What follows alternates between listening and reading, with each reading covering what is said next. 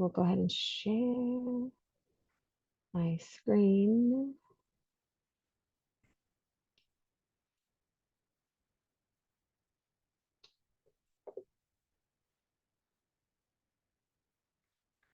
And I've added the slideshow to the FAQ doc as well, coordinators. Okay. And then Casey, thank you, Case. And then if you would mind recording, that would be helpful. Already there. You're good to go. Perfect. Oh, it's weird. I don't see it on my, oh, there it comes. Pops up. All right. Thank you. Thanks, Case. All right. Well, good morning, everyone. And I appreciate everyone hopping in to join us and kind of get this overview of just what we do in all things our online learning program. So we're just going to jump right in. Whoops, as I scrolled. There we go.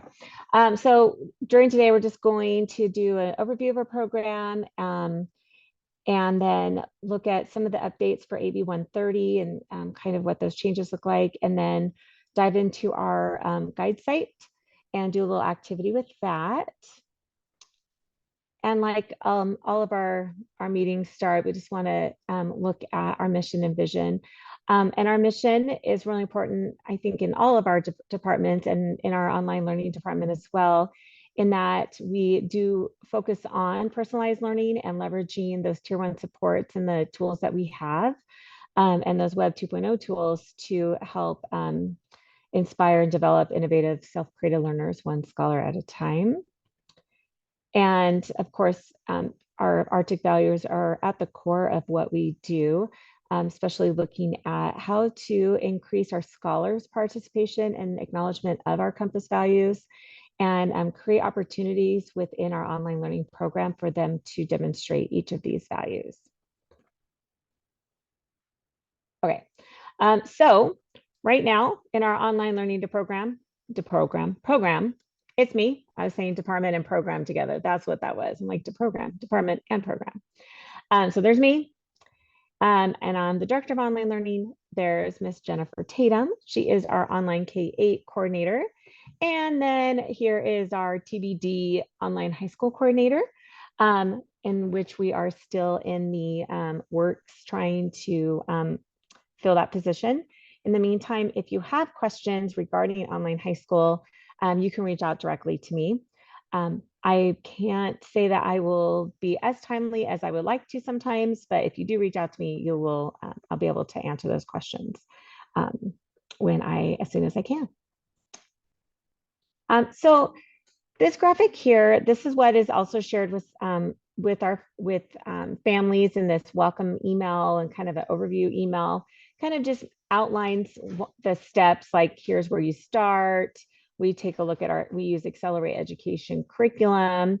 Our families in our online learning program, they do activity logs.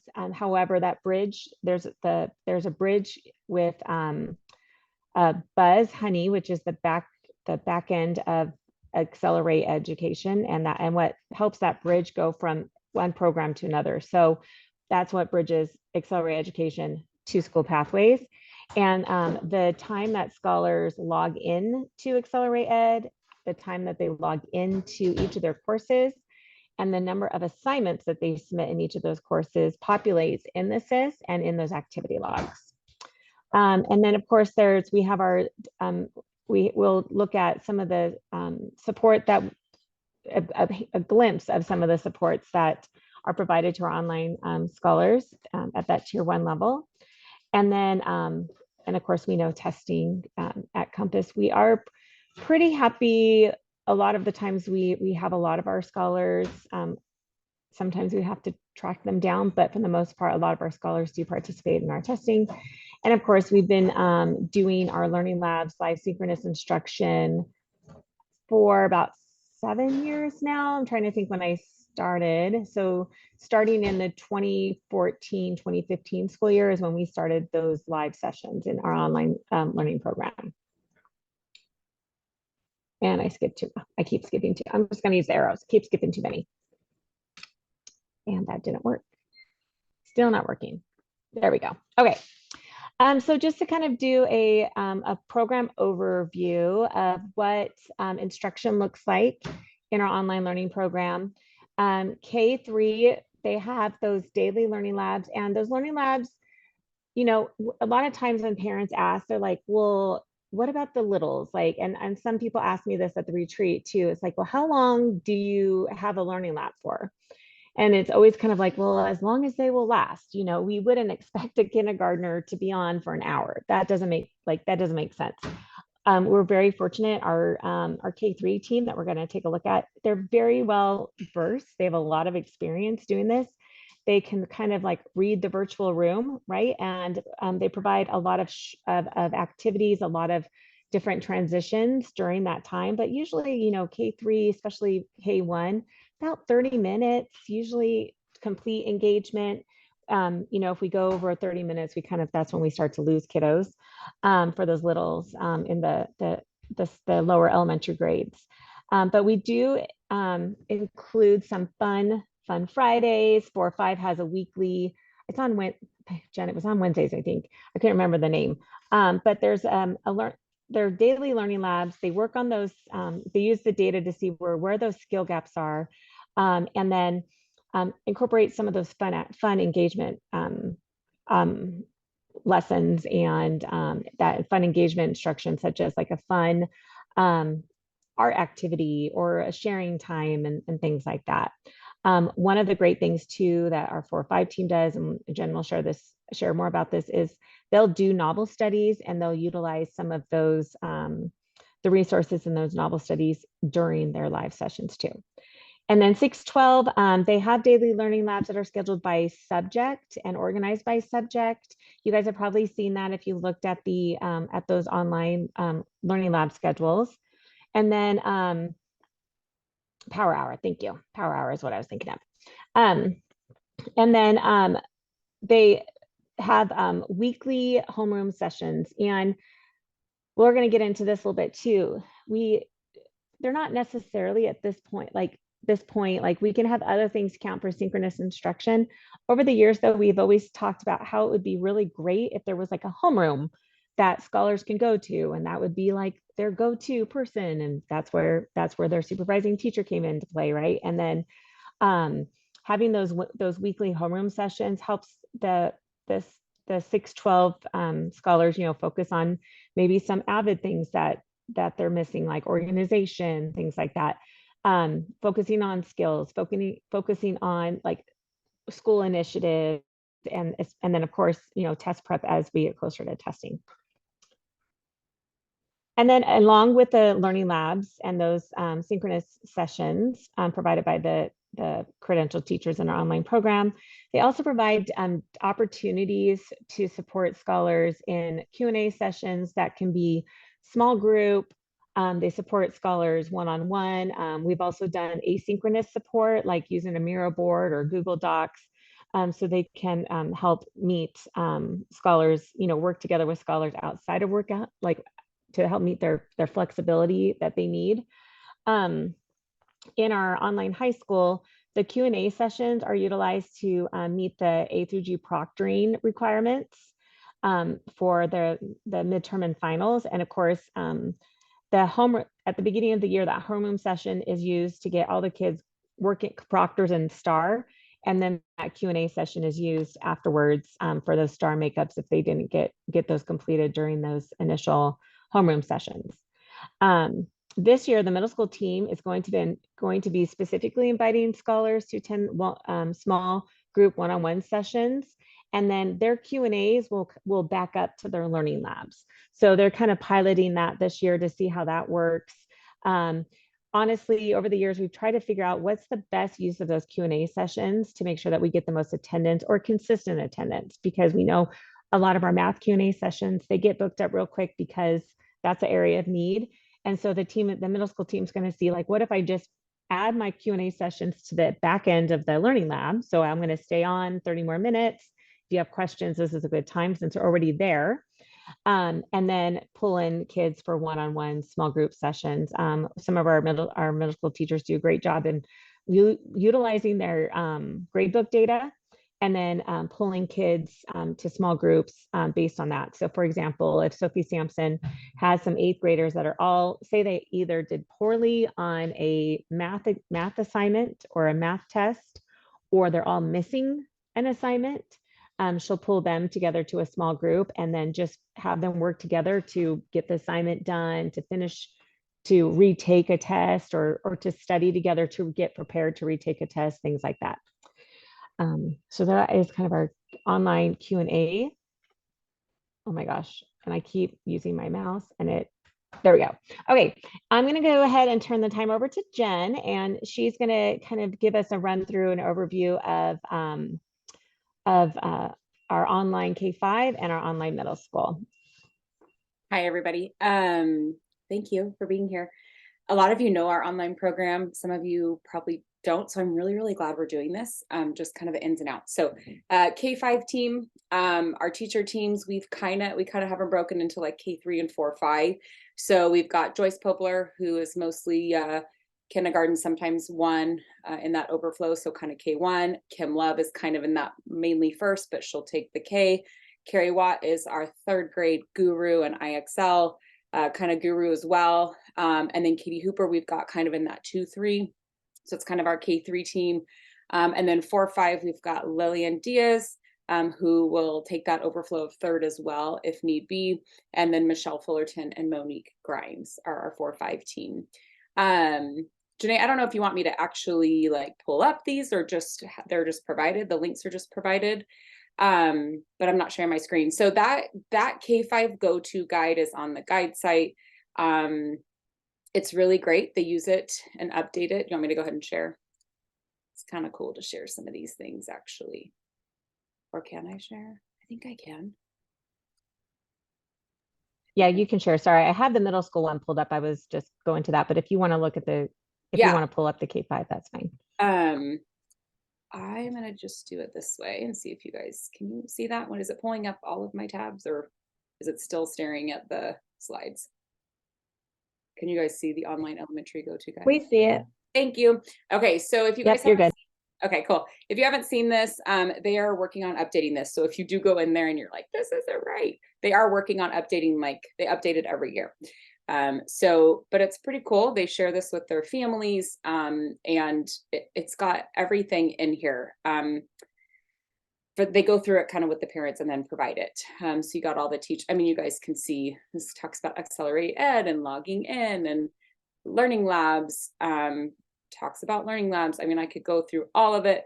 And then they'll provide like the learning lab schedule, talk about STAR, like it's really great for the parents to spend some time in here and really understanding the K-5 program. And it is really good too, because they provide, because in K-5 online, we do numbers and not the letter grades. And so sometimes it's really good for the parents to understand kind of this progress percentage and grading, some cool tech tips, and then engagement. So we do, Rebecca, we lead them to Parent Square and all that and talk to them about how to get engaged. So that is there for you in the slides.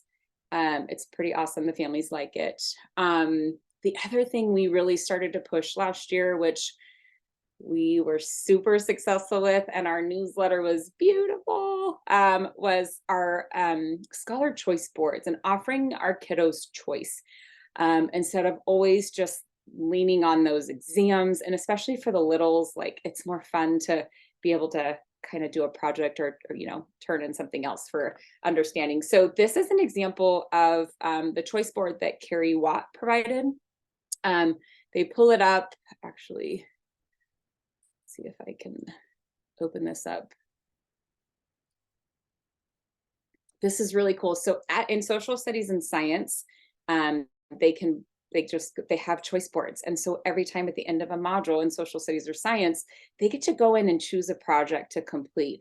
And they're actually updating this year too. So it's not the same, because we have a lot of kiddos that are going to the next grade level. We don't want them to necessarily see the same exact choice board. So it's really cool. They literally will click and decide what they want to do. And it gives them an idea, an example. It kind of gives them the must-haves or a rubric, if you will. but it's pretty cool. So take a minute to look at that. They get to choose whatever they want. And we had some pretty cool things turned in last year, like some really cute videos of the kiddos and projects that they really do kind of put their heart and soul in. For an online program, I think it's pretty awesome that they get to do that. So K3 really did a good job with that. 4-5 kind of picked up on it second semester and kind of implementing it. And they had some success with it too. So I think they're moving forward with that as well this year to implement that more. The digital portfolio, this is just an example of one. There's a digital notebook that middle school kind of uses if you want to use that verbiage. But then there's also the digital portfolio that the mostly K3 uses, and 4-5 I think has a different version of it. But they go through this whole thing throughout the whole school year. And so they get their digital portfolio in the beginning of the year. They get to put their name on it and make it theirs, put a selfie or a picture in here. And then they go through these in their K5 meetings or in their Monday meetings or their specific learning labs. They might spend a little time sharing. And so it's kind of cool. They have all their directions. They start to go into monthly goals and stuff like that. So they'll come up with a goal, and it's kind of cool to check in on them. So K3 and 4-5 are doing kind of separate notebooks or digital portfolios, if you will, but the kids really like them and they get to share their work. So that is K5. And I wanted to add really quick, sorry, Jen, that Nope, you're those good. digital notebooks are also, they're in the course. So they're like an assignment. So like, because I'm sure someone might ask, like, a question you got people might have is like, well, is that like get linked to like the PLP or anything like that? And those are actually just put in the assignment in the AE course as they are kind of those check-ins occur. And so like, for example, if I go in to like pull a work sample, those could be a possible work sample I pull because it's an actual, it's put in the AE course as an assignment. So it's kind of a cool thing. Yes, thank you. Sorry, I'm not done with K5. So real quick to finish up K5. So scholars in K5 actually have a special treat. They get to receive and utilize some supplemental materials, which they do. So we've got Lakeshore that we were using last year. We're probably going to use them a little bit this year too, and Amazon supplemental kits that include manipulatives. They have dry erase boards with markers. A lot of the times they might have like a science kit that they really focus on. I know Kim Love has a big insect science kit that they spend quite a lot of time in, and it's so cool. The kids love it. So they have hands-on manipulatives and something, to touch and to feel. And so we do Lakeshore and Amazon supplemental kits. Grades 2 through 5 receive actual novels for classroom novel studies, and the kids loved that. So they have a book that gets sent to them. They get to hold it, they get to read it, and they're not reading off of a PDF or anything. So they do love that. So we have novels that get sent out. K5 also has IXL lessons and practice embedded into their courses. So like Janae said on the last slide, they do have stuff embedded as like an assignment. So the kiddos will be going through their Accelerate Ed, and they'll come to a point where there'll be IXL embedded. So they'll click on it and they'll complete it. So they're working through IXL, which we have all of the data. K5 is willing to share about how well the scholars are doing in those IXL, in that IXL as supplemental. So it's just kind of added in, sprinkled in here and there. Oops, sorry. Let me go back. And then K5 Accelerate Ed workbooks. So we have math and reading, or math and ELO workbooks that get sent to the scholars straight to their homes. And they go alongside with the Accelerate Ed lessons. So if they're working on they get to a math lesson, they're going to have a workbook page that goes with that. And so that'll be something that they can take a picture of with the computer camera, or take a picture with a phone and scan it in. But that's how they submit that work, is those workbook pages for ELA and math. Those have proven to be really great as well. And sorry, I'm going to jump in and just share. Sorry, I'm unstable over here. I just wanted to share really quick too. So those workbooks too. The cool thing in Accelerate Ed, so if you're talking with scholars, especially online elementary scholars with those workbooks, all you have to do is hold the page in front of the camera, and there's a button you can you can click on in the submission box for those assignments, and it will take a screen, a snapshot of it. And then so it's not like you have to like you don't have to like scan it and then upload it, and then, save it and then upload it again. Like you could just hold the workbook in front of the camera, hit the button, and it takes the picture.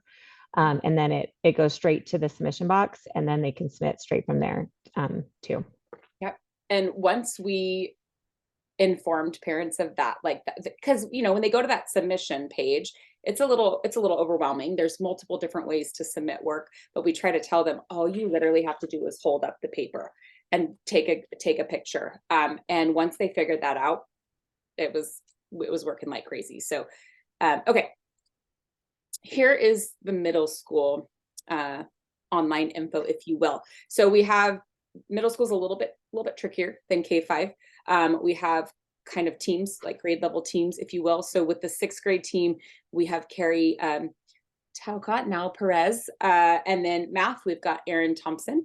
Science, Erica Angelo, and social studies is Miss Heinrichsey, Andrea Heinrichsey. And then 7th grade, we have Kim Noller teaching ELA. Erin Thompson teaches both 6th and 7th grade math. And then Carrie has, you can see she's 6th grade ELA, but she's also 7th grade science. And then Lacey Lehman is teaching social studies. And then Sophie Sampson is teaching both ELA and math in the 8th grade. Erica, you see her in 6th grade. She also teaches 8th grade science. And then Andrea Heinrichsey teaches 8th grade social studies alongside 6th grade social studies. Okay, I am going to take this out of presenter mode because I want to show you this if I can. Oops. So online middle school also has a go-to guide, if you will. Same thing. I don't necessarily need to go all the way through it, but we do need to we update every year. So if you look at it now, you'll see it's a little bit older, but same thing. They have Accelerate Ed information, meeting the team. I don't know why I've got it in a different mode. So meet the team. Oh my gosh, that's such an old picture. Information here, contact information, Accelerate Ed information. Same thing as K-5. And then again, they update that and make sure all the links are good to go for that as well. So new this year, we're super excited. The scholars are going to have access to IXL in middle school for math embedded in those math courses. So Erin Thompson and Sophie Sampson will actually work alongside Carrie Watt, who's kind of our IXL guru, if you will. She did that over summer and the kids loved it. So we do get it this year in math in middle school. So we're really excited about that. See how that goes. We are providing choice as well in the middle school. Looks a little differently. They do use this idea of choice boards, or I know Lacey Lehman went through her whole course and is embedding different choice activities as well. It may not look like a choice board where they get to choose out of 10 or whatever, but there may be alternates. So the kiddo can log in, and instead of doing whatever that project may be, they can do a Google Slides presentation, or they can do a video. So the teachers are slowly kind of sprinkling in that scholar choice throughout all of the courses, not just social studies and science. So ELA and math are doing those as well. And then this is really a beautiful digital notebook. I know that Andrea Lamelli does not teach English anymore. She's our AVID person, but this is something she created for the 6th grade ELA, obviously 21-22. And I don't know if Mrs. Talcott, if Carrie branched that over and changed it. I just grabbed this link because it was the one I have in my drive. So this is another, and Andrea is really great at creating these kind of things because of AVID, but this is a digital notebook for 6th grade ELA. And again, these assignments are embedded into the curriculum. So they know that next step, that what's due.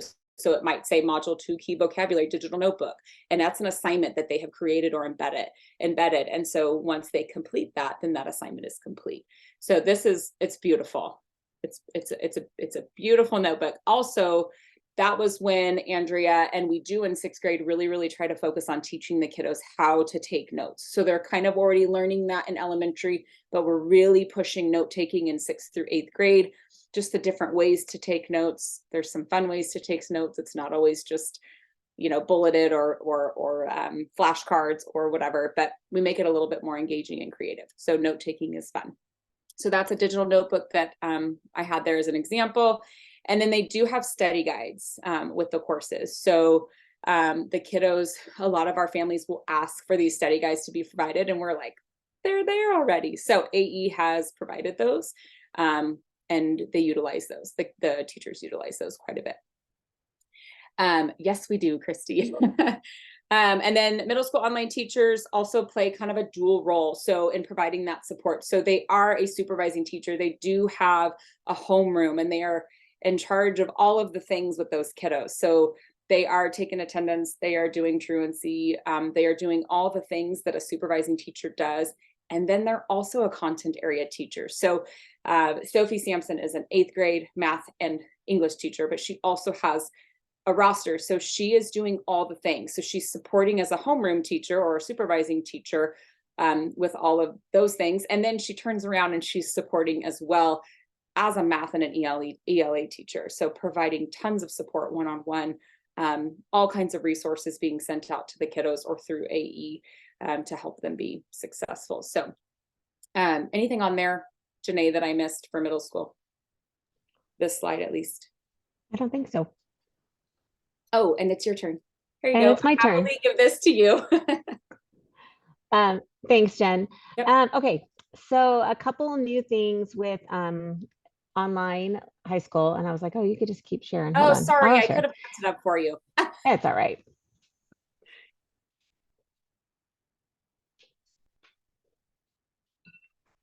Just don't mind us navigating through this. Okay, here we go. Oh, and I'm not presenting. There we go. Okay.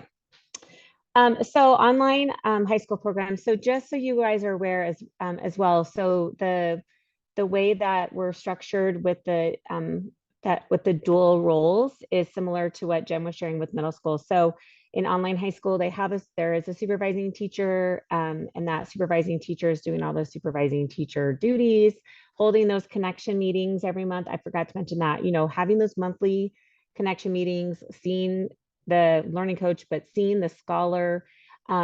During those connection meetings, they're able to just share their screen because I mentioned that bridge, because everything bridges, they're able to look at, or it should bridge, I guess I should say, it's supposed to bridge.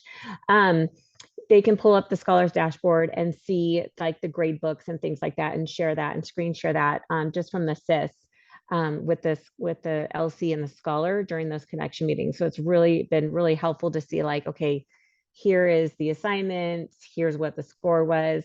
Also, and I forgot to put this on the slide deck too. In grades 6 through 12 in online learning, when to help scholars stay on pace and to give them the most current up-to-date total grade, once an assignment is past due, the system automatically will zero it out. It gives it a green check, but in the scholar dashboard on School Pathways, it says 0P, which is 0%, meaning it got a 0% assigned and it's checked complete because the system went ahead and did that. However, we continue to tell families and scholars they can still go back and submit those assignments with no penalty, because we say at the end of the day, like everything needs to be turned in by that last day. Pacing is important because it's part of participation. They're supposed to be staying on pace, and that it will help. It helps to determine a successful completion of the course. So we have it zero out for grades 6 through 12. So that it can, they have that total grade.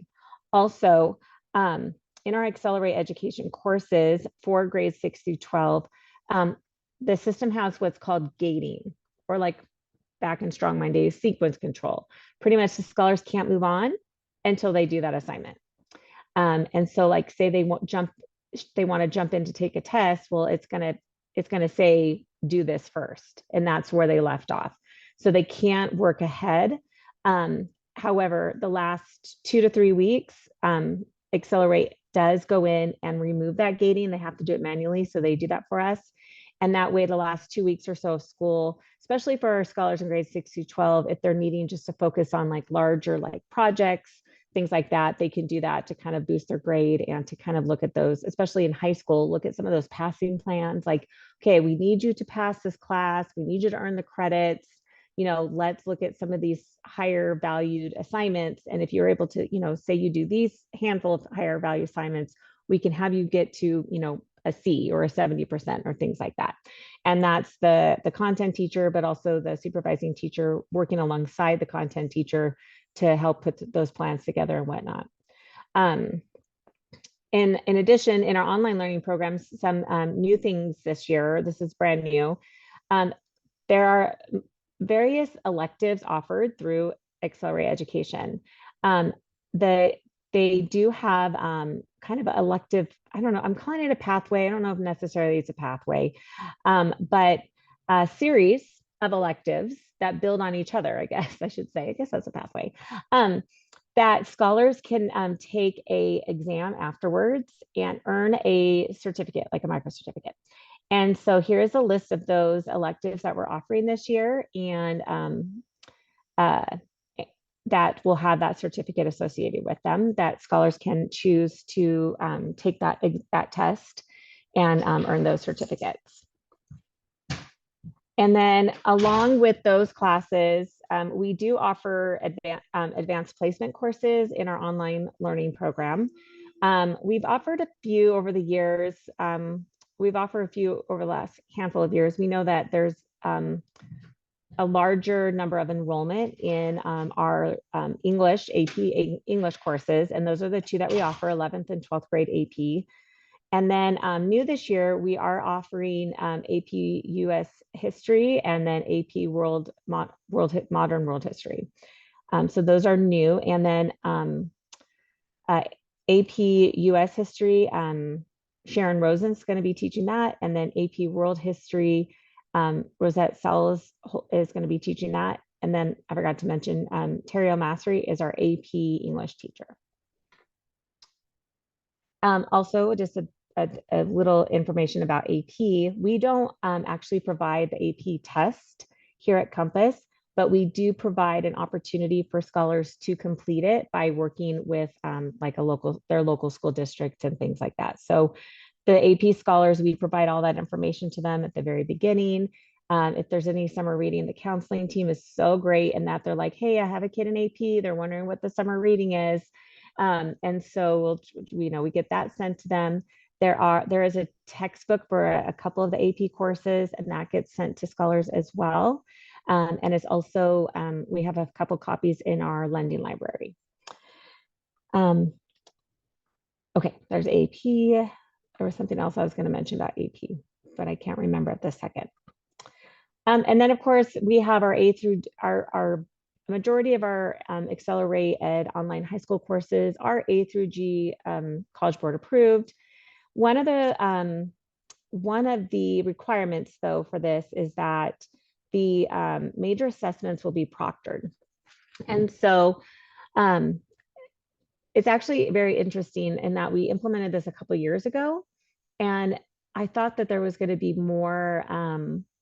I was worried about the success of scholars with having this requirement. However, they have really just exceeded any of my expectations, and they do a great job.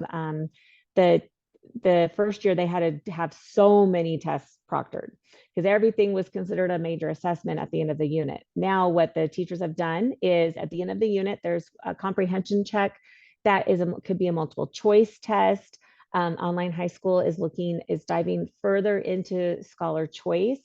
And so that could be, instead of a multiple choice test, it could be an alternate project if they'd rather submit a project. It could be a course is focused on, they could go the test route, or they can go the project-based learning route in which they're building on a project throughout the semester within the course, kind of like a choose your own adventure sort of thing in their online courses. We're starting with just some of our core courses. As you know, in our online high school, we offer the off semester courses as well. So sometimes the teachers have a bazillion sections that they're monitoring, and it can be a little overwhelming. So they're starting small providing choice. We started last year even smaller, having our social studies teacher, Rosette and Sharon, just pilot some project-based learning in a couple of their social studies courses. And this year they're just diving into it more and providing more opportunities for scholar choice. So whether it's a semester-long project that they're going to be working on instead of taking the midterm and the final, or taking the midterm but doing a project, lots of different choices to assess scholar learning and standard mastery. Also, there'll be an opportunity for scholars to showcase that learning if they decide to go the project route. So whether it's in learning labs or whether it's in connection meetings, they'll have the opportunity to present that and present it with their peers and their teacher. And anyways, going back to the proctoring, like I mentioned before, that's done in those Q&A sessions that the high school team offers. And then at the end of the semester, usually the last 2 weeks, we kind of do an all hands on deck proctoring, and we provide additional days or times for proctoring, sometimes like into the evening, so we can really help scholars have a lot of a ton of opportunities to take a midterm, which we'd hope they'd be done. But midterm or a final the last couple weeks of the semester. Okay, and then I'm just this is on the slide deck. I just kind of want to we don't have to read we don't have to look at all these AB 130 reminders or anything. The biggest thing is, and I shared this like with the learning labs, like we're following AB 130, those requirements with the K3, the 4-5, I mentioned the homeroom, and then the live interaction with the learning labs organized by subject. The biggest change this year is that previous years, it was that the supervising teacher is the one who had to provide synchronous instruction, period. Now it's credentialed staff at Compass can provide synchronous instruction. So some of the early conversations that we're having, like for instance, online high school, they're like, well, what if they don't come to any homeroom synchronous instruction, but they go every week to their math learning lab? Well, that's going to be able to count as synchronous instruction. So we're not going to flag them for tiered re-engagement at the end of the month, right? Because at the end of the day, man, if they're going to math, that's great, right? The whole point is we want to have some interaction, some engagement with our scholars, and however we can get that, sometimes we're just going to work on positive reinforcement and things like that. Jen. I was just going to say, I'm excited. And this is huge because ever since I've been a teacher here, I've always talked to my families and have been like, our program's wonderful. It's so flexible, right? And I just spoke to a new LC that has 2 new kiddos in our program, and she came here specifically because she has kiddos that are actors. And she's like, I said, that's great. We're so excited. We have a very flexible program. Well, when they did this legislation, it just really it felt like it just really limited that flexibility for our kiddos. So we were like, in a way, we were kind of mandating or demanding that they attend this one offered homeroom session with your one specific teacher, but they come to all the learning labs, right? But they just can't make that one time. And so this just really opens up.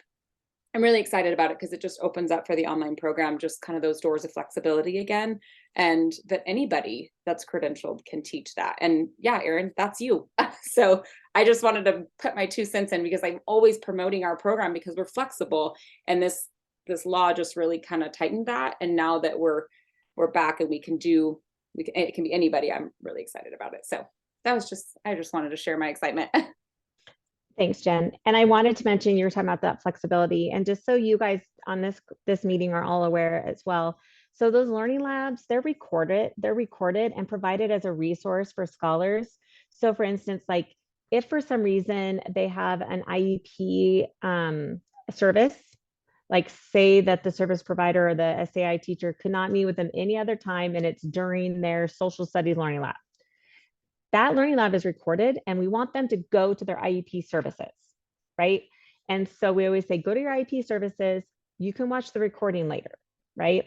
Just wanted to say thanks to Melissa and Christy and your team for meeting with that K-8 team at the retreat to kind of look at the schedules and make sure that everybody is really clear as to the multiple opportunities that scholars have to attend live sessions, whether it's with their online teachers or with their intervention tutoring or their EL tutoring. So we really appreciated your time for that too. Okay, really quick, because I don't want to, oops, here we go. Okay, so this is there for reference. Really the biggest change this year is the teacher piece of it. But this is still, so this is kind of the same from last year. So you're welcome to kind of to take a look at these over, you know, in your time. What I want us to do, because sometimes like some of the biggest questions I get, I'm like, well, we do have a guide site. I don't know if you know this, but online does have a guide site. And a lot of the information that people are like, well, do you have this? Do you have that? I'm like, we do. It's on our guide site. You guys know how that is, right? But I don't know if everybody necessarily knows like that's up to date or things like that. So what we're going to do, I'm going to put you in random groups, going to give you guys like a couple minutes, not very long, but I'm going to, on every group, every team will have a slide, and you guys should be able to edit. Let me stop sharing. Actually, let me go back here and make sure I gave you guys I don't actually, you know what? I don't think you can edit. Hold on. No, you cannot. Hold on. There you go. Refresh, and then you should be able to edit. So I'm going to put you guys in groups. And then what I would love to know is there a question that you have for thank you, Casey. Is there a question you have for the online team? It could be any question. And are you able to find it on our guide site? And so kind of a twofold. One, you guys can take a look at our guide site. And two, if it's missing, I can add it to the guide site. So yeah, I'm kind of selfishly having you guys do this activity so I can see if there's any marks that I'm missing as I'm updating those. So in your groups, just type your questions there. And then if you find it on the guide site, you can hyperlink it there, or just link it. And if you can't, then we'll come back and kind of debrief in a second and be like, here's my question. And I can find it anywhere on your guide site. So let me go ahead and open up our breakout rooms. Any questions before I kind of like send you off to this?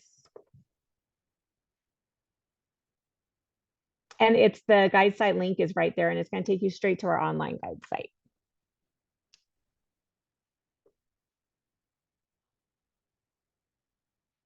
Okay. I am going to go ahead and open those, and let's do 5 minutes, and then we'll come back at 5 minutes and just kind of debrief really quick.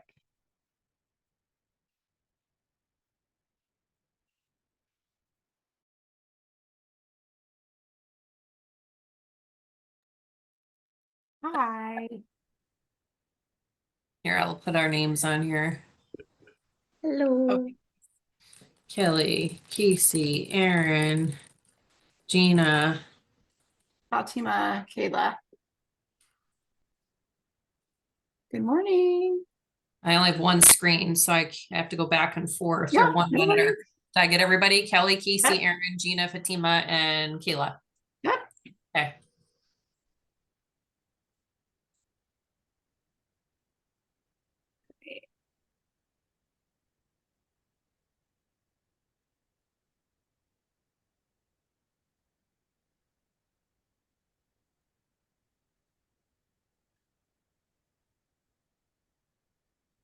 I've gotten a million questions already about the status of the A to G stuff with options. And I was just answering a few for an ST who has her first high schooler right before this meeting, and it went a little longer than I needed it to. And I was like, I gotta go talk to online, and then I'll call you back. But I was under the impression that options was kind of phasing out A to G, and it was all moving over to online. So is that clarified somewhere in the guide sites? And then my other question is, for this year, if options scholars are, can be A to G in options, and are utilizing AE courses, if they drop an AE course in the first 2 weeks, do they get a refund of the $300 that they're paying in order to take the AE courses, or is that money gone and they have to buy a new curriculum? Because Let's put- I Yeah, don't let's know. put that in there, Cal. And I just Uh, added, a question, sorry, but that's a great question. We should see, Yeah. let's see what we can find out. And maybe you'll win a prize, Kelly, because you might have stumped. You the might have guide site. stumped them. But in terms of the A through G, yes, that your understanding is 100% correct. We're phasing out, not this year, but next year. Everyone will move over to the online AE courses. So they have one more year in those Google Classrooms, and Jason B will be overseeing them. I don't know what's been where that's been added on what, like maybe it's on the counseling website, maybe it's or a guide site, maybe it's on the options guide site. I don't know if it's necessarily on this one, but the courts have communicated for the most part with their teams that that's the plan. So we'll see where that is located. Okay, because I put it in the options chat and there was still quite a bit of confusion. So I feel like that maybe needs to get clarified a little bit over there. But that's not a question for this. Yeah. But my understanding of that was that an option scholar that was moving from 8th grade to high school this year, or that was brand new to the options program this year, that was entering the A to G pathway, should go to online, because next year it was going to get the A to G was going to get phased out. But my understanding of it now is that they can still start A to G this year with options and do it how we always have, and then next year maybe. Yep. Okay. Yep. So opportunity for Google Classrooms this year, last year of doing that, and then all A through G will be over to the AE classes for online only. Okay. And Jason B is the one that's going to be doing all of the crossover for the new courses for Google Classroom for this year. That's what our understanding Okay, was, that okay. when we asked Keelan, he said Jason would be covering those courses. Okay, perfect. Oh, but let's add that question in there about the funding though, Cal. Team 1, I didn't add it in yet. So like I said, I'm only on one screen, so it's like hard to pop over.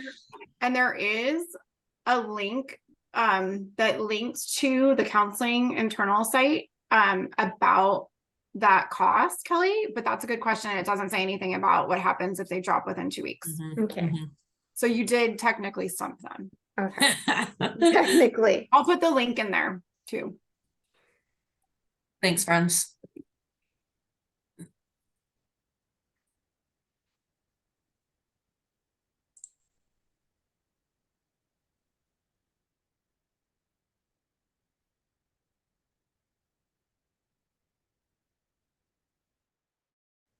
Okay, thanks everyone. I think we're all back now.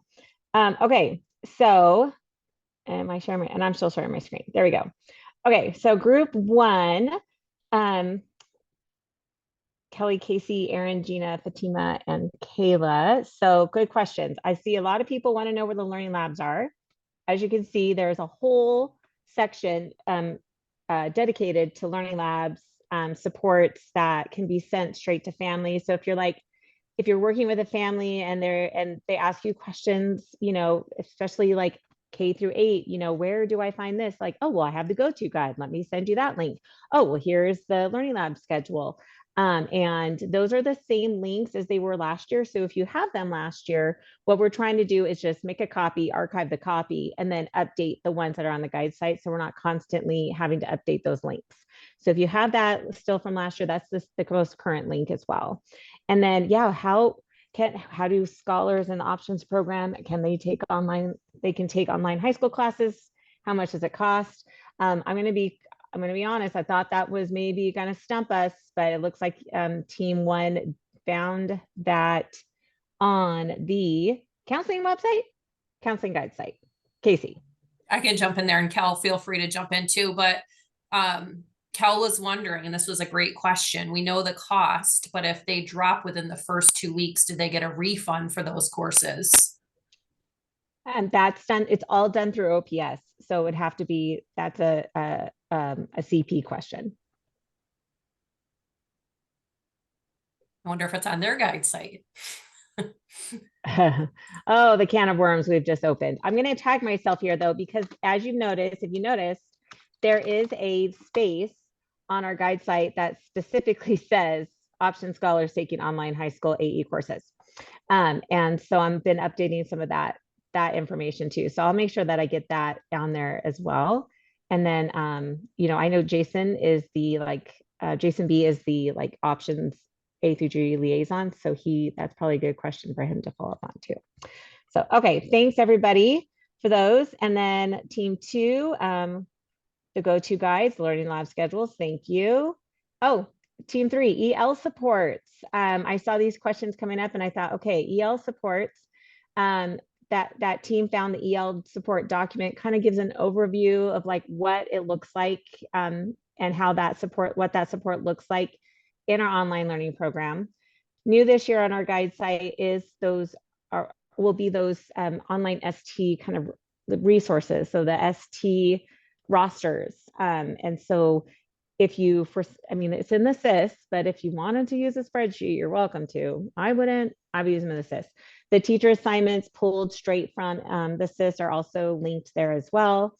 And then I wanted to share, along with the support doc from the guide site, we also have on our Accelerate Education tab here, under the Learning Coach resources, there are a few specific tools that can help support our English language learners or our LCs who speak Spanish only. For example, you know, utilizing the translation tools in Accelerate Ed. Sometimes we see like if they can at least hear it in their native language through the translation tool, it helps with that comprehension, and then they can go back and work on it in English language. And then there's, you know, the weighted how to look at the grade weight categories and how to really just use those tools in Accelerate Education. They're available for learning coaches. Okay, and then team 4, learning lab schedule. Thank you. And then team 5, learning lab schedule. I will say that's probably 90% of the time people are like, where's the learning lab schedule? And I'm like, it's on the guide site. But also if you ever, you know, get a chance, or if you're seeing that there is something missing on here, let me know. So we have our Connecting with Families. We do have our online and our K-8 PLPs, and we're revising our connection meeting guidelines. We had a hiccup with letters of recommendation a couple of years ago. And so there's those guidelines for like, if the family or a scholar asks for a letter of recommendation, we pulled that from counseling's information as well. The scholar engagement, that's where the new tiered re-engagement process will be housed once it is finalized. Learning lab schedule, the Accelerate Ed, those supports, as you're working with those families and scholars, really the learning coach and scholar supports are probably going to be the biggest takeaways if you need them. And then these are just kind of the, you know, for teacher support. Here's the job aid for doing report cards. Accelerate Ed gets manually graded out at the end of the semester. And then once the promotion retention is revised, that'll go there. K-5 supplemental, like I said, option scholars taking online high school Accelerate Ed courses, super creative in the title, but I couldn't think of how else to really name it. But there are specific getting started guides. Michelle Whitney, you're on here. I thought I saw you on here. Thank you to Michelle Whitney, and she had worked on this document last year and throughout the school year last year specifically for supervising teachers who have scholars in the option program. That are taking AE courses. This right here, though, if you ever need to walk a family or help a family out with getting started in AE, this right here, getting started in Accelerate Ed, should be the first go-to. There's also a video that walks through logging in and whatnot too, hyperlinked on this document. But it's like, if anything, if you have this, then you can at least start. It's just, here's how you get going in Accelerate Education. It's like the biggest brief overview, Accelerate 101. And then another thing too is, and then A through G, just kind of, that's just the Q&A sessions and then links back to the counseling guide site. Digital citizenship, we're continuing to revise this. We do have kind of a little issue with plagiarism. Sometimes, like throughout the school years, usually there's a handful who decide to do that. We're revising this process to match some of the other behavioral matrices, but that's there. We have a virtual safety plan in case that needs to be leveraged, but we also have our digital citizenship slide deck. And that's a support that we hope that families utilize to work on together. And it's kind of a resource we use for our families in case we see like the potential to try to negate some of the bad online practices ahead of time. So if we're seeing that things are kind of like, whoa, what is happening here? We'll leverage this as a support, and then, you know, provide that to families like during connection meetings, or bring those up to like to learning coaches or to scholars, like, hey, you know, this is why you don't do this. This is why this is not a safe practice. I'm going to send you the slide deck. We would love for you and your parents to just take some time together so everyone knows like what's happening with online usage, right? So that's kind of our, and then our online teaching standards.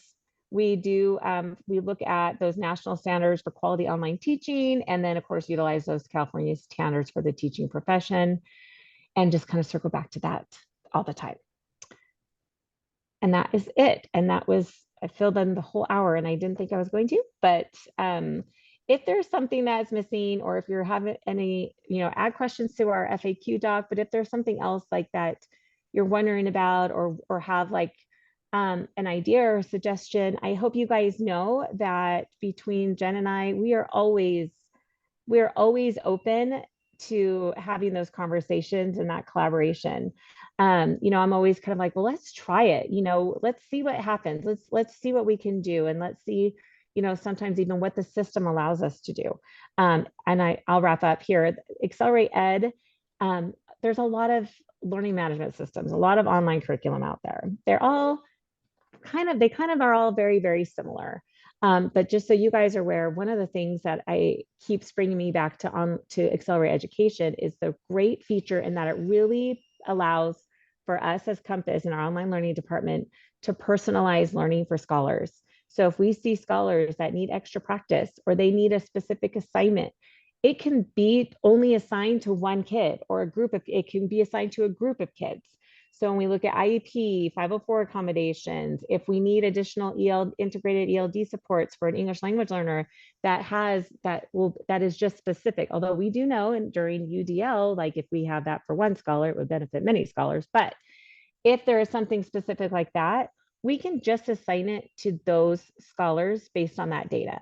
For scholar IEP accommodations, or even EL accommodations, those type of things, we can group scholars on the back end in the gradebook, and we can hide stuff for that group. We can just assign stuff for that group. If they need like reduced questions for a test, instead of 10, they need 5. We can edit that. We can make a copy of the test, edit it, and just assign that to a scholar. So that's one of the things that I haven't necessarily seen in other online curriculums that I think is unique to Accelerate Ed. Drawback, you cannot work in Accelerate Ed offline. It's a huge drawback, I will say. You can't download it like as a PDF, you can't print it, you can't do things like that. I've put in like a suggestion ticket. They have like a feedback thing, and that's been like the feedback that we've provided. Because I was like, gosh, if we were able to like work in that offline, or like download some of that, it almost might be like one of the most stellar, meet the needs of multiple learners, you know, as an online curriculum. But once again, I don't work there, so they're gonna have to figure that out. But that is always the suggestion, the feedback that we continue to give them. So, and I can do that too. So if you see something, you're like, oh my gosh, like I can just add it into the feedback. I gather all of our feedback throughout the semester, and I just submit that at the end of the semester, every semester. I'm sure they really appreciate that. Just kidding, they probably don't. So, okay. And that's all I have for you guys. Any questions right now? If not, we can add them to the FAQ doc, and just kind of go from there.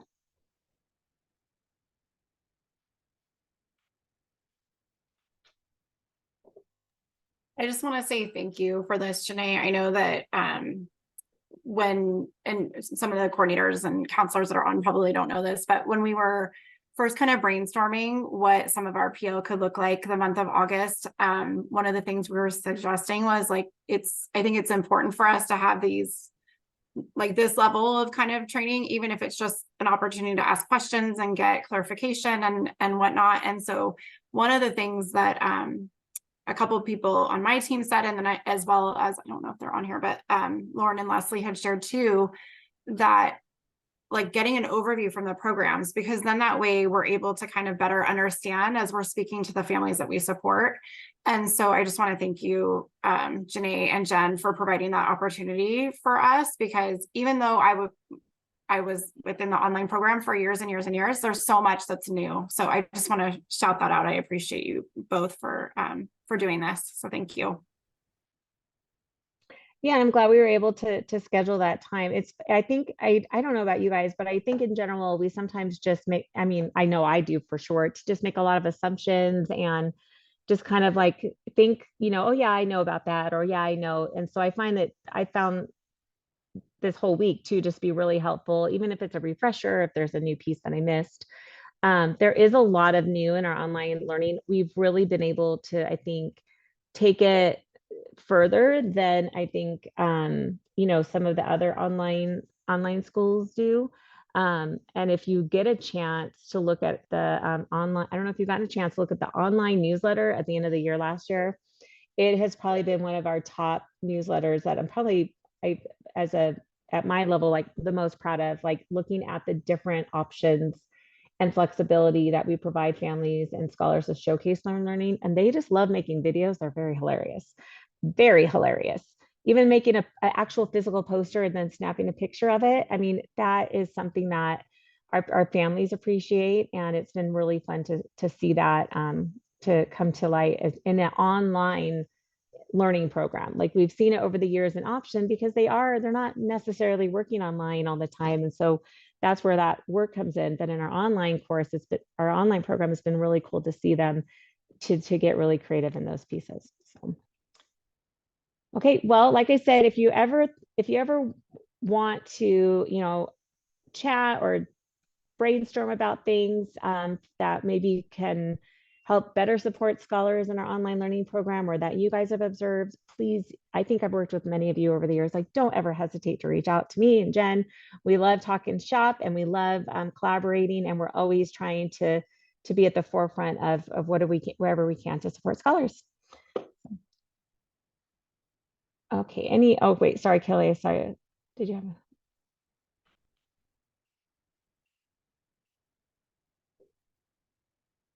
Oh, sorry, that was different. Okay, and that's all I have for you guys. I look forward to seeing you guys later, and have a great Thursday.